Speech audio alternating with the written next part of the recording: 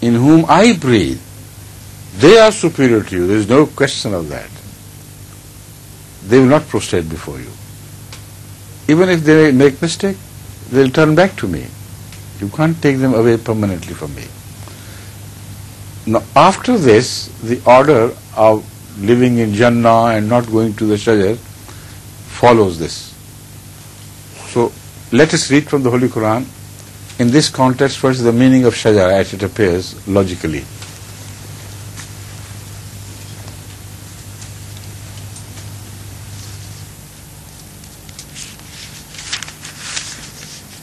कहाँ है ये?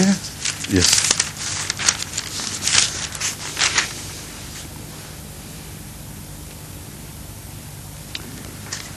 First of all, قال اخرج منها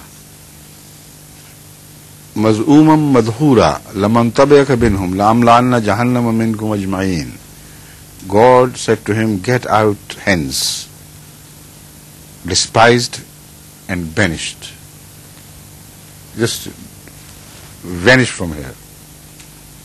Whoever of them shall follow thee, I will surely fill hell with you all. Why hell? Can you find a reason why hell? Because Satan had said, you have made me a fire, and you have made Adam a wet clay. So if the wet clay chooses to follow fire, then let it go to fire. Again, there is no compulsion from God.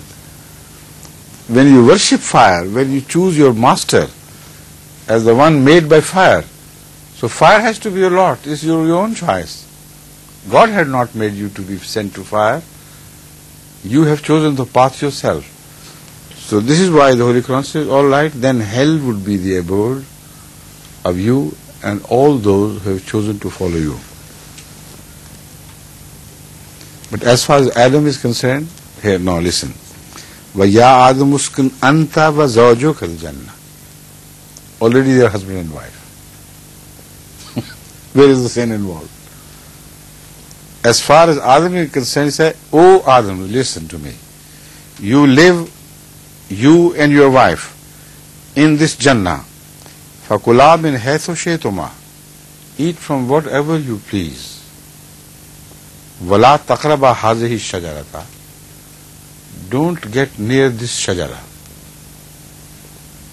فَتَكُونَ مِنَ الظَّالِمِينَ. And otherwise, if you do that, you will become transgressors. The shajara is the shajara of violating the law of God. Shariat has already been revealed to Adam. Otherwise, the breath does not mean anything. فَإِذَا نَفَخْتُ فِيهِ مِنْ رُوحِي. The ruh of God is that amr.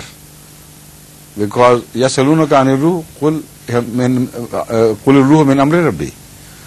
So it is amr and ruh or sharia, whatever you call it, which we are dealing with here in this situation. So that shajara must be a representation of violation of the religious law which was revealed to Adam. Right? If you are lax in that, if you fall into the trap of Satan and go near this shajara, then you like him, you will be defying my authority. And if you defy my authority, then you will be like him, min az-zalimin. It's very logical and understandable. Now, why should we translate shajara as an evil tree? An evil tree in the sense that you violate the laws of God, the word of God.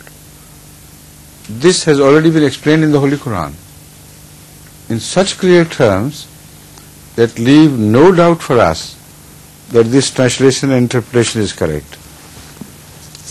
Masal kasharatin. Now this is a masal. Remember this. There was no such tree as bearing fruits of this sort. Alam tara kayfa daraba Allahu mathalan kalimatan tayyibatan كَالشَّجَرَةٍ طَيِّبَةٍ أَصْلُهَا ثَابِتٌ وَفَرْعُهَا فِي السَّمَاءِ تُؤْتِي أُكُلَهَا كُلَّ حِينٍ بِإِذْنِ رَبِّهَا وَيَضْرِبُ اللَّهُ الْأَمْثَالَ لِلنَّاسِ لَعَلَّهُمْ يَتَذَكَّرُونَ وَمَثَلُ كَلِمَةٍ خَبِيثَةٍ كَالشَّجَرَةٍ خَبِيثَةٍ. This is a shajara khabisa. You see? كمثل الشجرة كشجرة خبيثة اجتثت من فوق الأرض ما لها من قرار. Those who do not follow the word of God, they have no roots left. They are carried away by winds, from all sides, in whichever direction they blow. They carry such trees, uprooted foliage and trees, etc. Here today, there tomorrow, and they have no direction, no footing.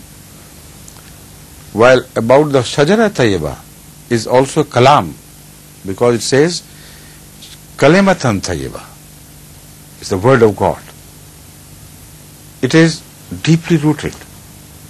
It is firm. And it cannot be carried away from here to there. The winds do not destroy it. And although deeply rooted on earth, it has its shoots, its branches, talking with the heavens, because they rise so high as the end, the top of such trees is in the heavens. And what happens to them? They draw their fruits from heaven, because it says أصلها ثابت وفرعها في السماء تؤتي أكلها كل حين بإذن ربها. They are not dependent on either spring or afflicted by the fall. Changing seasons and times do not matter to them. They are constant, and they constantly receive fruit of their piety from the Lord, because farwaha fi sama, they rise towards God. وَيَضْرِبُ اللَّهُ الْأَمْثَالَ لِلنَّاسِ لَعَلَّهُمْ يَتَذَكَّرُونَ. God quotes these examples and so that to remind you, you think, you draw your lessons from these things. So according to this, the Shajara Khabisa is that path which breaks and violates the law of God revealed to prophets. And every time a new Adam is born, when a Sharia is born, every time this trial begins anew, and new Satans and no new Iblises are created to oppose the path of the Sharia. And this also gives you the true meaning of Jannah on earth. This Jannah was not rooted somewhere in the heaven, because both trees, the good tree and the bad trees, the Jannah and the evil tree, they were rooted firmly in earth. Not firmly, the Jannah was firmly rooted, the other was just uprooted tree. So any tree of Jannah which becomes uprooted and dies out, this becomes the non-tayyib, filthy tree, which is created out of violence, out of violation of God's laws. And if you do not violate the laws of God, then a Jannah on earth is created for man.